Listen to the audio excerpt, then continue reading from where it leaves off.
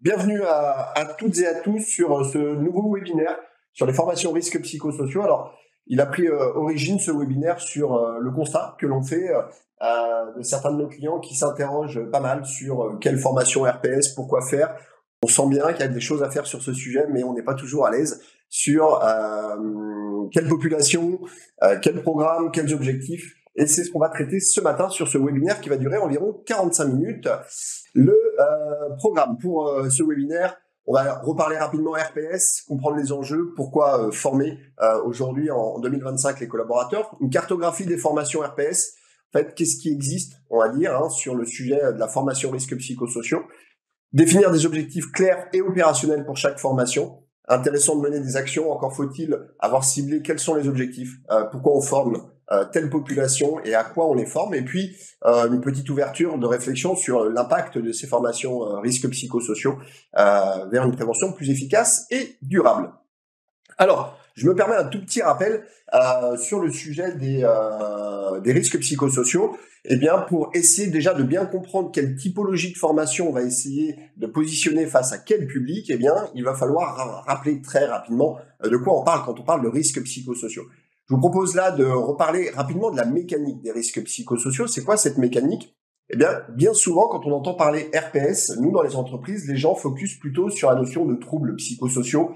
On a derrière la vision des RPS, la vision conséquence, ce qui est sans doute pas le bon angle d'attaque pour évoquer ce sujet, même si bien évidemment, c'est la finalité qu'on ne souhaite surtout pas retrouver au sein de nos organisations.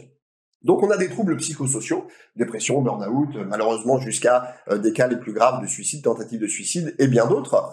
Mais ces troubles psychosociaux, il faut bien comprendre qu'ils n'arrivent pas sans raison du jour au lendemain.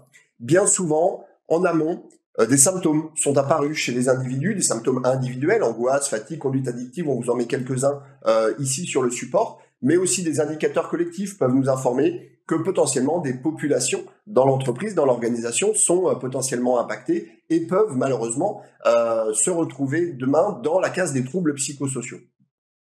Là, encore une fois, si les symptômes et indicateurs peuvent apparaître, c'est pas sans raison. C'est que nos populations peuvent être exposées à des risques psychosociaux, et on retrouve là vraiment notre terminologie des risques psychosociaux. Et chez Propulse, nous, on a vocation à essayer de simplifier au maximum le concept. Il va falloir retenir deux choses dans les risques psychosociaux. On parle de stress et de violence au travail. Ces risques, évidemment, ils existent là, eux aussi, sur des causes, et ces causes-là, eh bien, c'est ce qu'on va appeler les facteurs de risque psychosociaux, issus d'un rapport, le rapport Golac, qui a été mis en 2009, et qui a listé les grandes familles de facteurs de risque psychosociaux.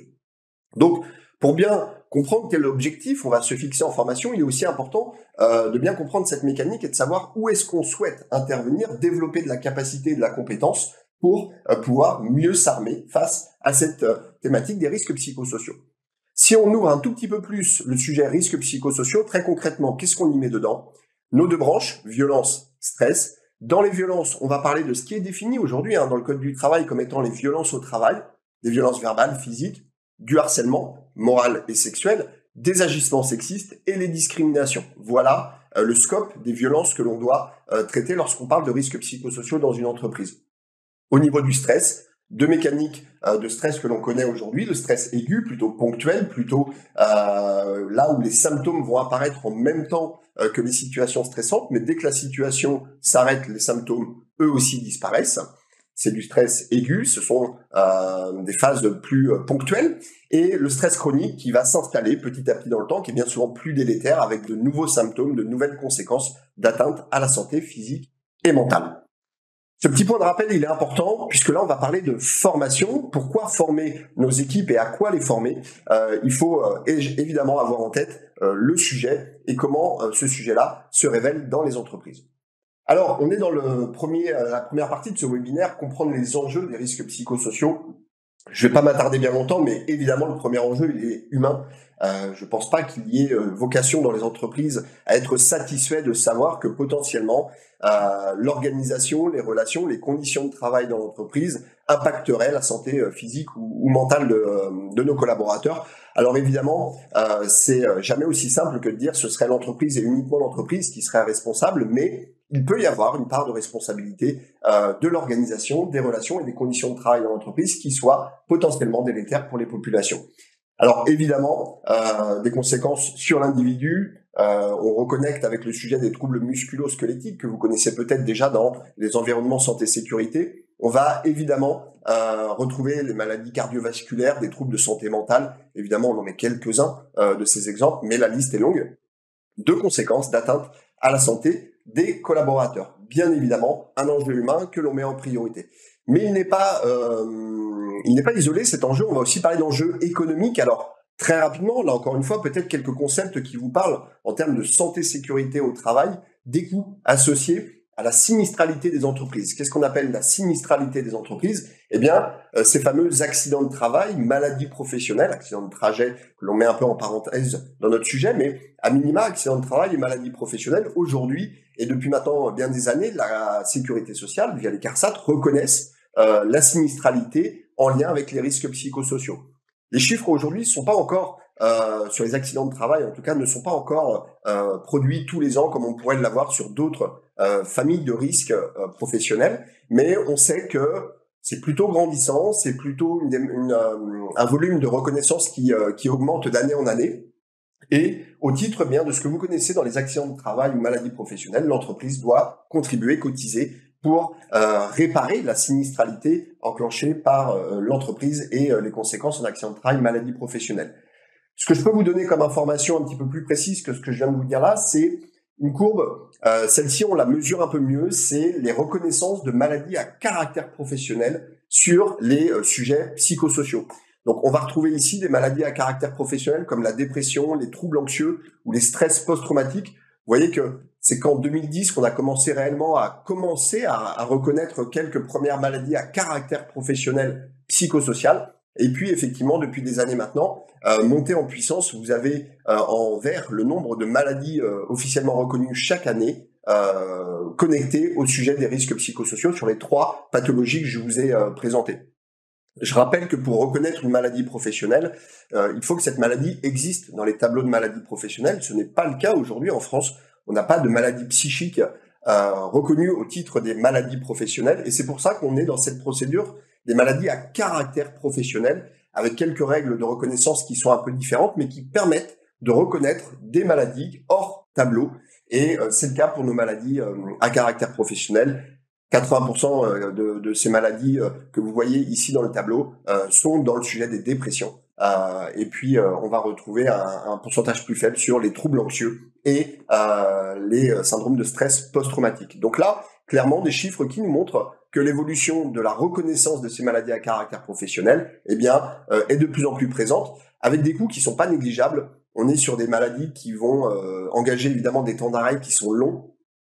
Pour les plus techniciens d'entre vous, sachez que pour reconnaître une maladie à caractère professionnel, il nous faut une estimation de gravité par la commission qui va reconnaître cette maladie à caractère professionnel, et donc ils vont rechercher le niveau probable d'incapacité permanente de l'individu, qui est une condition pour reconnaître la maladie à caractère professionnel.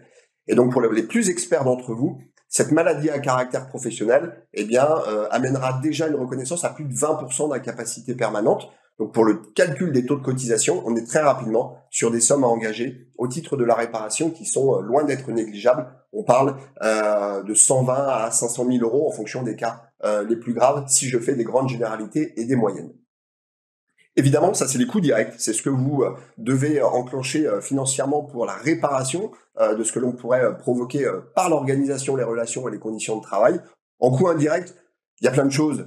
Évidemment, dans les risques psychosociaux, il va y avoir un phénomène boule de neige, il va y avoir de la désorganisation, il va y avoir des tensions, des charges de situations à traiter qu'on n'aurait pas si les ressentis étaient positifs au sein de l'ensemble des équipes. Dans les coûts indirects, je mets aussi un petit point en avant sur l'image, sur la communication aujourd'hui qui est faite. Il n'y a pas une semaine où on n'a pas une information sur une entreprise qui a été épinglée, qui a été identifiée. Je vous mets là évidemment des noms que tout le monde connaît, mais des coûts indirects liés tout simplement à l'image que l'on peut générer quand on parle de ces sujets risques psychosociaux. Un enjeu économique certain et qui risque de ne pas diminuer en tout cas dans les années à venir. Un enjeu juridique. Alors pourquoi un enjeu juridique sur le sujet des risques psychosociaux et de la formation notamment des acteurs aux risques psychosociaux? On pourrait se poser une vraie question, est-ce que ces formations RPS sont obligatoires aujourd'hui en France dans nos entreprises? Vous ne trouverez pas dans la réglementation un article très précis, comme on peut l'avoir sur d'autres thématiques, qui impose aux entreprises de se former à la thématique des risques psychosociaux. Par contre, quand on décrypte l'ensemble de la réglementation, et nous sur le terrain, on voit bien que c'est des choses qui sont regardées un peu plus aujourd'hui par les institutions, notamment l'inspection du travail, quand ils viennent suite à des grosses problématiques, ils s'intéressent à savoir si les acteurs dans l'entreprise ont été formés. Quelques sources réglementaires pour vous aiguiller. Évidemment, l'article fondateur en santé sécurité au travail, l'article 41-21-1 du Code du travail, qui rappelle évidemment les obligations de l'employeur, et notamment dans ces obligations de l'employeur sur les risques professionnels, la nécessité de mettre en place des actions d'information et de formation. Et c'est principalement sur ce sujet-là que le législateur se positionne pour dire est-ce que l'employeur a fait ce qu'il devait faire. Les risques psychosociaux aujourd'hui étant reconnus risques professionnels, est-ce que l'employeur assure son obligation d'information et de formation sur le sujet?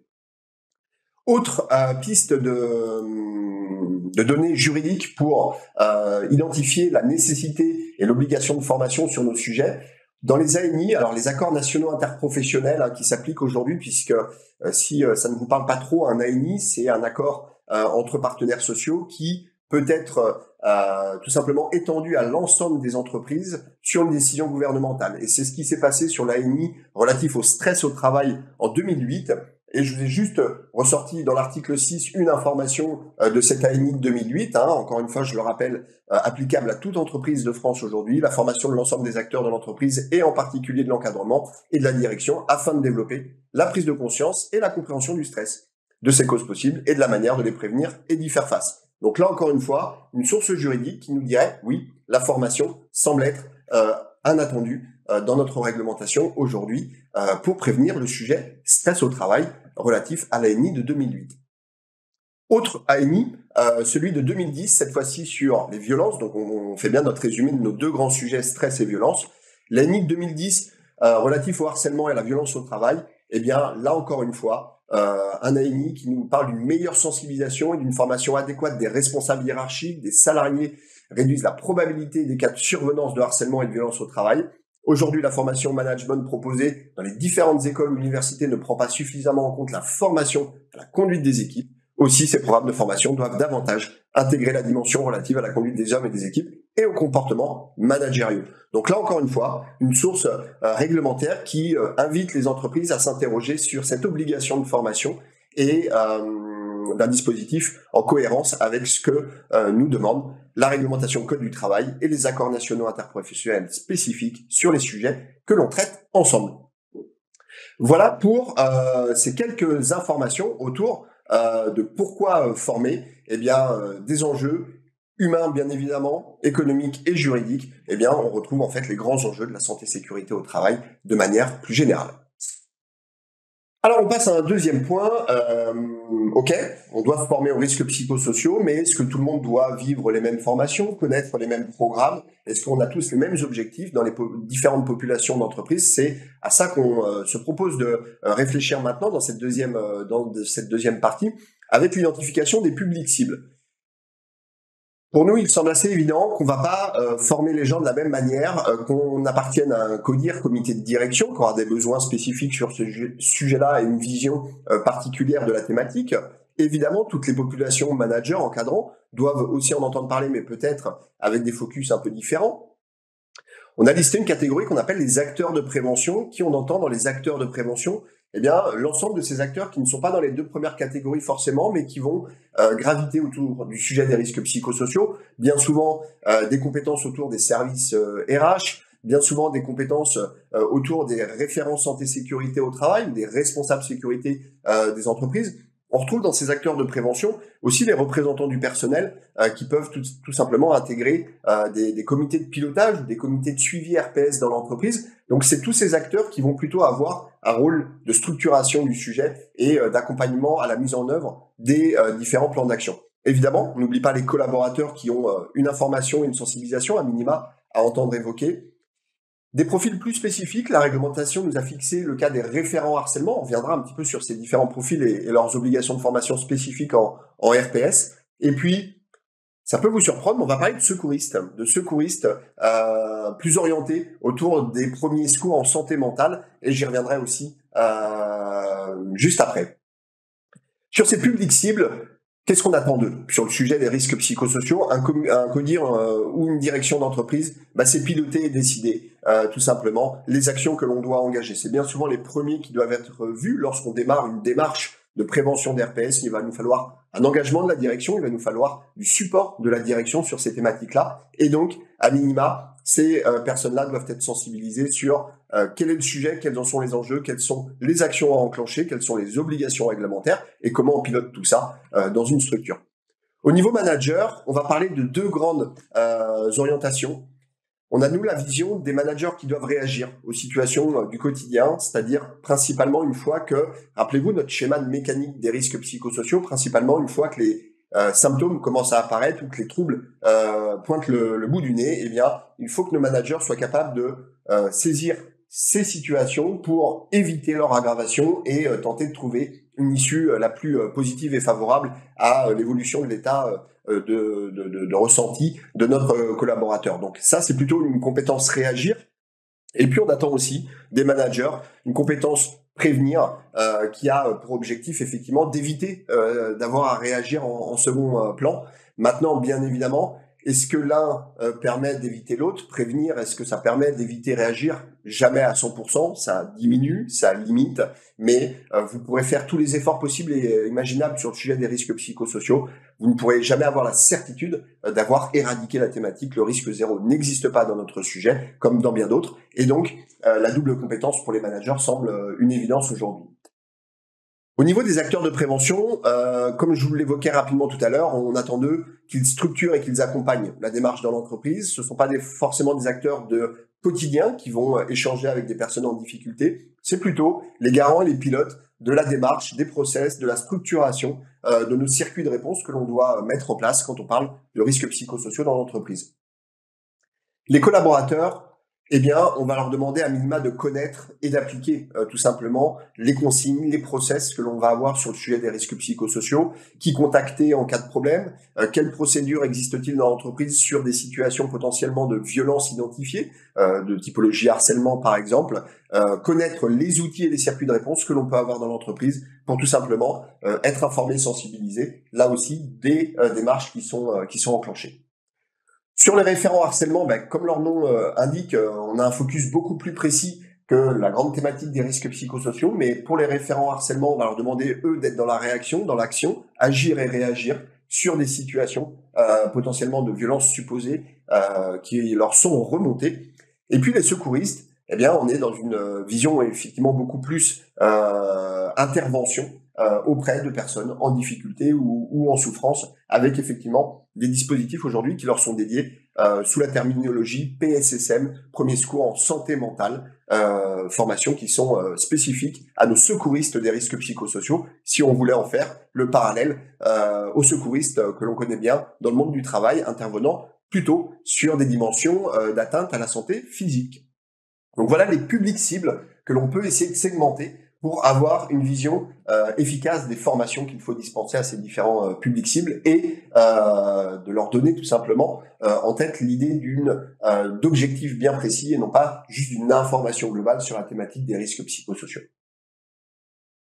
Alors les différents formats qui vont exister aujourd'hui sur le sujet des RPS, c'est les formats que vous connaissez habituellement, mais c'est intéressant de les rappeler pour se dire que c'est aussi possible sur la thématique des risques psychosociaux. On va retrouver des formations synchrones, j'utilise le terme synchrone pour dire qu'il y a un intervenant face aux apprenants. Alors cette formation synchrone, ça peut se passer en présentiel, ça peut se passer en distanciel. On fait de la formation à distance en visioconférence. C'est pas des formations qui, en fonction des publics aussi, on en reparlera, mais c'est pas des formations qui vont impliquer énormément de mise en situation, les risques psychosociaux, tout simplement parce que l'idée c'est pas de répliquer des formes de violence, c'est pas de répliquer des situations de stress, c'est plutôt de la réflexion sur le positionnement, sur la posture que l'on doit appréhender par rapport à ces thématiques-là. Et la formation distancielle peut tout à fait répondre à ces besoins-là. Alors évidemment, dans les points positifs de ce format, l'interactivité, la personnalisation. On va pouvoir tout simplement passer les bons messages aux interlocuteurs parce que souvent le travail est fait en amont avec l'entreprise pour s'acculturer un petit peu de ses process, de ses circuits de réponse qu'elle a déjà mis en place. Et donc, ça permet de le réévoquer directement avec les populations rencontrées dans les formations synchrones avec un intervenant en direct. Ça peut être plus chronophage et toujours en difficulté, notamment en ce moment où les entreprises ont bien des choses à gérer, de réussir à mettre tout le monde dans des plannings qui permettent tout simplement d'organiser ces formations. Et notamment quand on a listé l'ensemble des populations cibles, eh bien on se dit que ça peut prendre un peu de temps de réussir à voir tout le monde. Donc des plus, des moins, comme bien souvent sur les différents formats de formation. On va retrouver de la formation asynchrone qu'on connaît bien souvent plus sous le nom de e-learning asynchrone. Pourquoi ? Parce qu'on n'a personne en interactivité directe avec les participants. Alors là, évidemment, un accès facilité sur les plannings, sur la disponibilité. Chaque personne évolue à son rythme dans un parcours de formation RPS en e-learning. Les points un peu moins positifs, c'est les formations qui sont un peu figées, hein, évidemment. Il y a ce manque d'interactivité qui peut exister.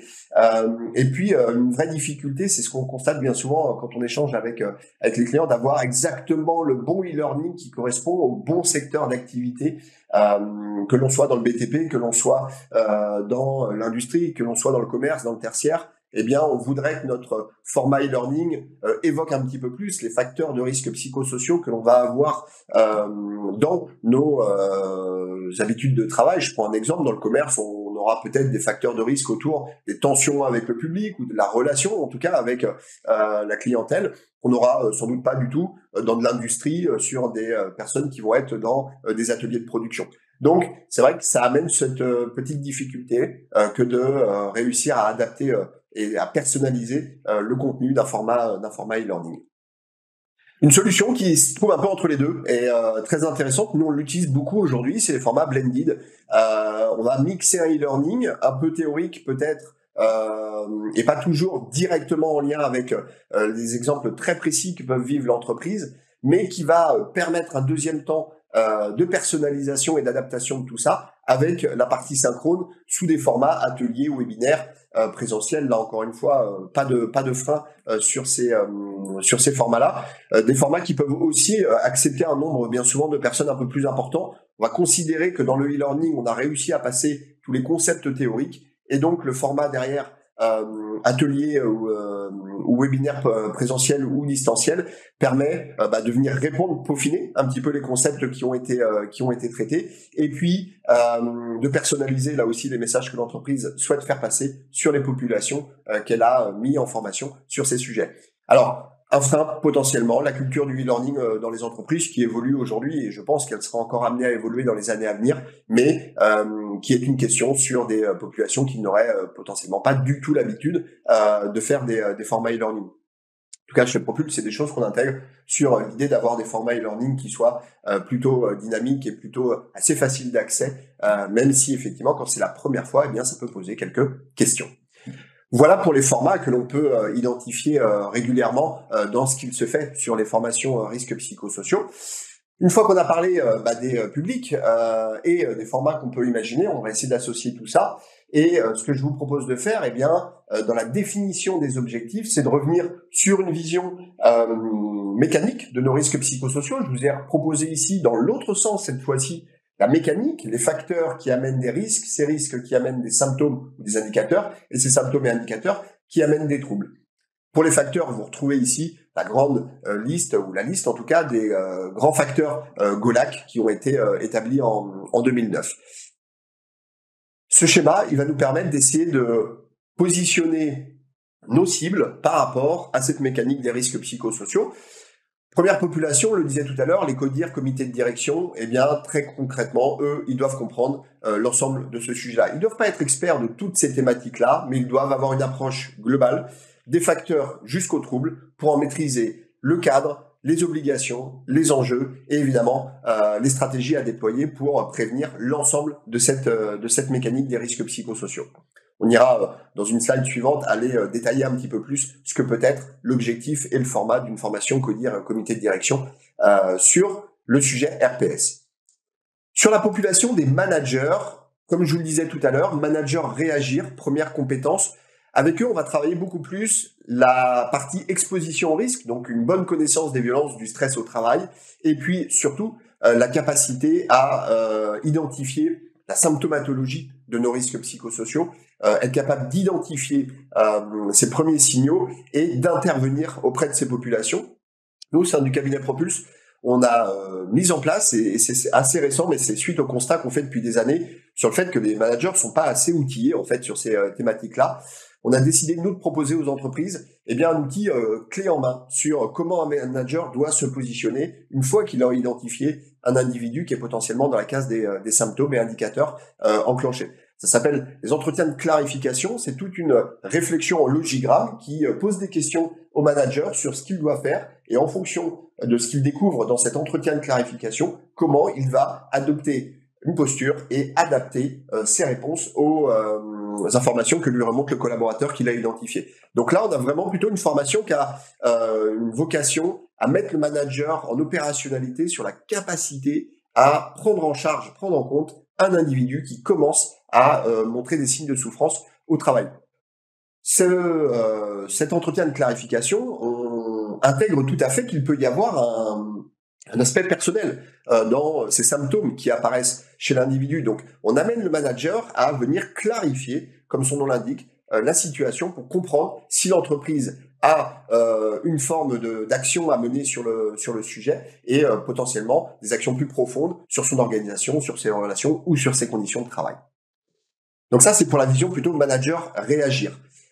On peut avoir la double vision, comme je vous le disais tout à l'heure, manager réagir et prévenir. Alors quand on fait réagir et prévenir, on va amener les managers à monter un cran plus haut sur le sujet des facteurs de risque et comment au quotidien je manage les facteurs de risque psychosociaux.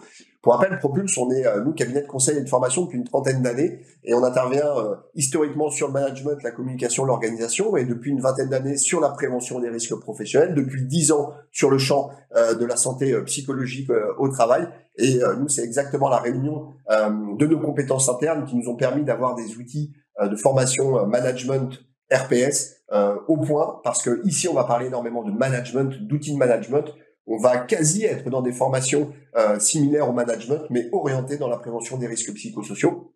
Et ça amène une opérationnalité qui est souvent très bien perçue et très intéressante au sein des équipes d'encadrement. Une autre population qu'on évoquait, les acteurs de prévention, eux travaillent plutôt à l'origine sur les facteurs et sur les situations d'exposition. Évidemment, on les amène à réfléchir à ce qui se passe sur des procédures à avoir sur la partie identification des symptômes. On leur demande pas forcément d'être acteurs, mais bien d'avoir une vision structurée de ce que l'on demande aux uns et aux autres dans l'entreprise lorsque les symptômes peuvent apparaître. Et puis, nos secouristes, vous imaginez bien où est-ce qu'on les positionne. Eux, ils sont dans l'identification des symptômes, ils sont dans l'identification des troubles psychosociaux, avec là aussi des conduites à tenir spécifiques d'un intervenant qui aurait son schéma de réponse à dérouler, un peu comme le fait un SST, un sauveteur secouriste du travail, mais là, cette fois-ci, adapté à la santé mentale des collaborateurs. Donc voilà un petit peu ce qu'on entend être des objectifs plus précis que de se dire il faut former nos collaborateurs, nos populations dans l'entreprise aux risques psychosociaux, il faut les former, mais avec un regard beaucoup plus précis sur ce qu'on attend de leur rôle dans un dispositif global de prévention des RPS. Alors derrière, ça fait des formations qui s'écrivent, en tout cas chez Propulse, sous cette forme-là. Les comités de direction, généralement, on sait que leur temps est bien souvent compté.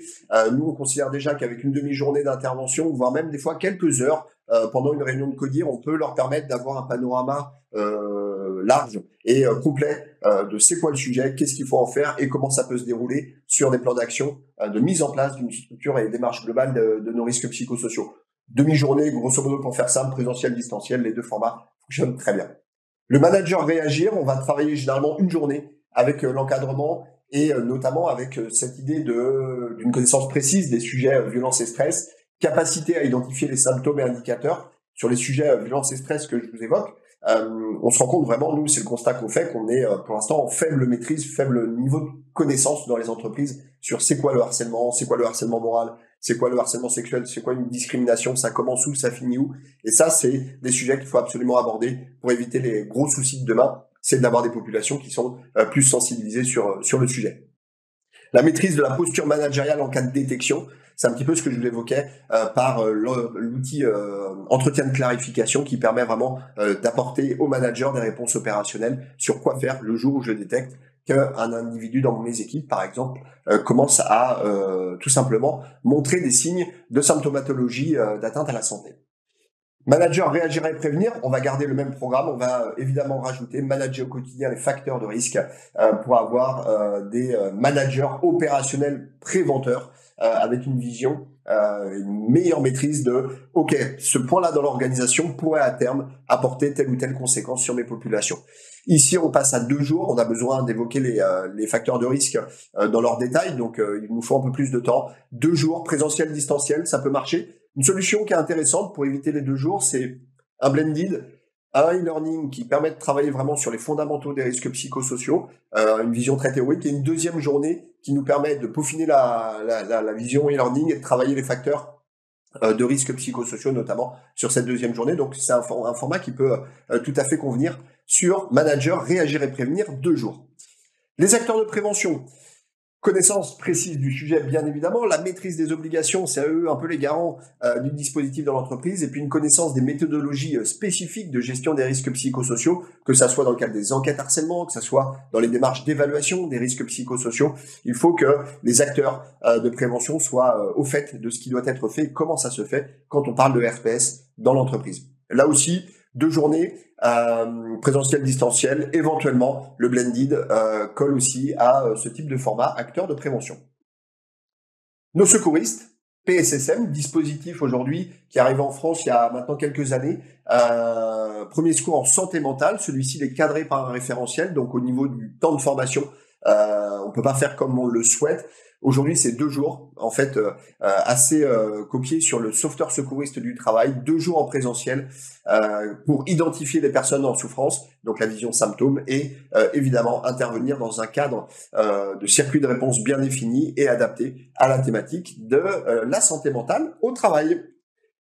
Voilà ce qu'on peut imaginer être les objectifs et les durées et formats préconisés sur ces différentes populations quand on parle de formation risques psychosociaux. Le cas spécifique des référents harcèlement, je fais un petit laïus sur le sujet.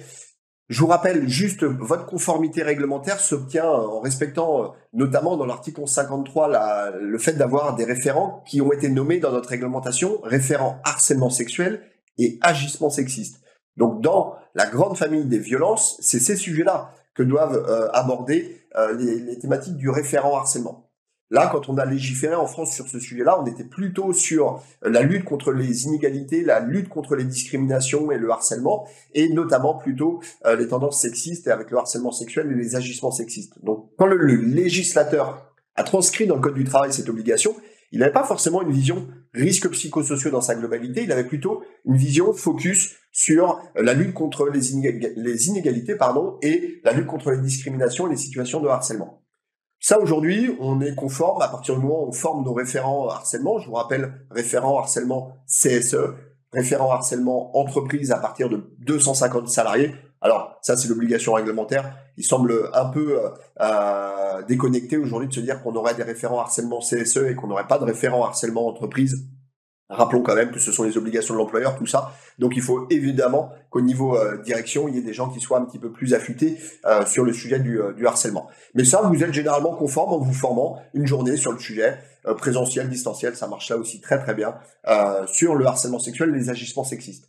Nous, on a proposé depuis longtemps de transformer l'obligation des référents harcèlement sexuel, agissement sexiste qu'on avait dans notre réglementation en référent violence, en fait, tout simplement, pour avoir un référent qui soit compétent sur le scope entier des violences. Ça amène effectivement à avoir un petit peu plus de temps à passer sur la formation. On a doublé le temps à 2 jours pour bien travailler sur les concepts de harcèlement moral, de discrimination, qui sont des concepts là aussi qui nécessitent d'y passer un petit peu de temps. Donc, de votre obligation réglementaire de référent harcèlement sexuel, agissement sexiste, pourquoi pas s'interroger sur les notions de référent violence au travail et donc de les rendre compétents sur le spectre de l'ensemble des typologies de violence. Il est toujours compliqué pour un collaborateur d'aller voir un référent harcèlement sexuel et que celui-ci nous réponde « Ah mais moi je sais pas, c'est que le harcèlement sexuel, le harcèlement moral je connais pas et j'ai pas forcément plus de réponses que ça à t'apporter ».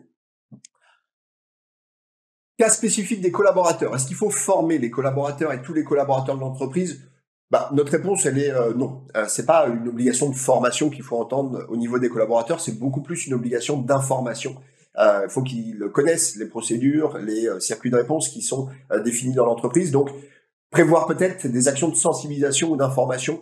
Nous, aujourd'hui, c'est des choses qu'on propose bien souvent sur des ateliers 1h30, 20, 25 personnes, ça peut passer. Ateliers de sensibilisation, très dynamiques, des petites questions, des petits quiz interactifs pour juste apporter de la connaissance auprès des équipes. Et puis, il faut se dire aussi, valider votre obligation d'informer l'ensemble des collaborateurs sur le sujet des risques psychosociaux. Ça peut se faire sur des ateliers présentiels, distanciels. Ça peut se faire sur des e-learning courts qu'on a repersonnalisés avec quelques rappels des procédures internes dans le e-learning, procédures de l'entreprise, de votre entreprise. Et puis, évidemment, des blended aussi qui fonctionnent bien. Un petit e-learning rapide et un webinaire qui permet tout simplement d'apporter, là encore une fois, de l'interactivité et de la personnalisation si on n'a pas été jusqu'à personnaliser un e-learning au concept de l'entreprise. Ce qu'il faut en retenir, je crois, dans la sensibilisation des collaborateurs, c'est qu'il ne faut pas se limiter sur les formats. Toutes les idées sont bonnes à prendre en fonction des cultures et du souhait de l'entreprise, dans la profondeur de ce qu'elle souhaite mettre en place au niveau des collaborateurs. Mais dans tous les cas, avoir quand même coché le fait qu'on ait bien une action globale d'information, de sensibilisation de nos collaborateurs. Derrière, j'ouvre la parenthèse, des process qu'il faut aussi intégrer lors de l'accueil des nouveaux collaborateurs. Demain, il faut qu'on parle de risques psychosociaux dès l'accueil, dans les livrets d'accueil, dans la formation à sécurité des nouveaux arrivants que l'on peut avoir dans nos entreprises. Quelques formations complémentaires qui existent, en tout cas chez Propulse, on a, de par notre expérience terrain, souhaité répondre aussi à ces besoins. On s'est rendu compte que, les référents harcèlement entendent parler de ce qu'il faut faire quand on parle de signalement harcèlement, mais ensuite mener des auditions, c'est pas un exercice si simple que ça. On a des formations très très spécifiques sur comment on mène efficacement des auditions si jamais on est dans le cadre d'une enquête interne pour des faits supposés de harcèlement. Et puis une formation un peu plus récente où on se rend compte là aussi qu'on a besoin de structure et d'accompagner les acteurs de prévention dans l'entreprise sur le pilotage des délégations d'enquête. Pour rappel, nous Propulse, on peut tout à fait assurer ce type de prestation pour une entreprise qui ne souhaite pas mener elle-même son enquête interne parce qu'elle ne se sentirait pas à l'aise avec le sujet ou que les enjeux en sont trop importants. Donc on confie des fois des cabinets comme les nôtres le fait de diligenter les enquêtes internes, mais je pense qu'il faut viser l'autonomie dans les entreprises sur ces sujets-là.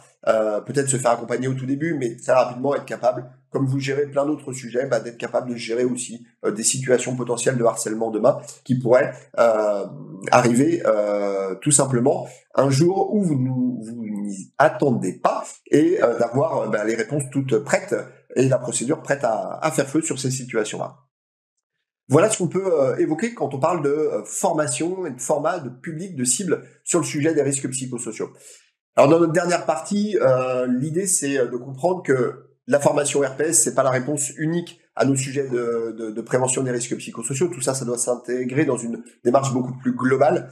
Vous retrouvez ici notre vision d'événements, facteurs, risques, symptômes, pathologies ou troubles. Et puis, une vision réponse manager, réponse entreprise. Ce qu'il faut comprendre, c'est que la formation doit permettre de venir cocher les cases de ces différents blocs qui nous semblent être les fondamentaux, tout simplement, d'une structure globale qu'on met en place dans l'entreprise pour gérer de manière efficace et durable le sujet des risques psychosociaux. Vous voyez la nouveauté ici avec l'entretien de clarification qui permet vraiment d'apporter des réponses managers au niveau de la symptomatologie identifiée sur les équipes. Alors évidemment, la formation au service d'une démarche globale, mais la formation au service d'une démarche globale, cette démarche globale se mesure, la démarche de prévention des risques psychosociaux, avec évidemment, et là on vous en met juste quelques-uns, mais quelques points tout simplement d'indicateurs ou de choses à mesurer, regarder pour savoir si notre démarche de prévention des risques psychosociaux fonctionne. C'est évidemment des objectifs très opérationnels, une diminution de l'absentéisme, du turnover dans le temps, des indicateurs de sinistralité ATMP qui soit restent nuls, tant mieux, c'est qu'on fonctionne bien, soit diminuent si on en a déjà aujourd'hui. Le nombre d'entretiens de clarification, intéressant, il faut tracer tout ça, il faut équiper nos managers de trame, comme on sait le faire sur des entretiens individuels, pour pouvoir mesurer, identifier, piloter les montées ou les diminutions de clarification nécessaires dans l'entreprise.